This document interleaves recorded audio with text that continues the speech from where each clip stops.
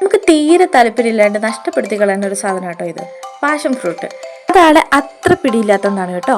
Cholesterol, പ്രമേയം, heart disease, cancer പോലുള്ള മാരക രോഗങ്ങളെ തടയാനും പിന്നെ protein, fibre, vitamin D, C തുടങ്ങി A to Z ഉള്ള ഔഷധ ഫ്രൂട്ടാണിത്. അപ്പൊ ഇവനെ കുറെ കിട്ടുകയാണെങ്കിൽ എങ്ങനെ കളയാണ്ട് നമുക്ക് പ്രിസർവ് ചെയ്ത് സ്ക്വാഷ് ആയിട്ട് ഫ്രിഡ്ജിൽ സൂക്ഷിക്കാൻ നോക്കാം. അപ്പൊ ബന്ധുക്കളൊക്കെ വരികയാണെങ്കിലോ അല്ലെ നമുക്ക് തന്നെയോ നല്ല ഹെൽത്തി ഡ്രിങ്ക്സ് കുടിക്കാൻ പറ്റും. അപ്പൊ ആദ്യം തന്നെ ഇതിന്റെ പൾപ്പ് കുറച്ചെടുത്തിട്ട് ഇതുപോലൊരു ജാറിലോ ഭരണിയിലേക്കോ മാറ്റുക.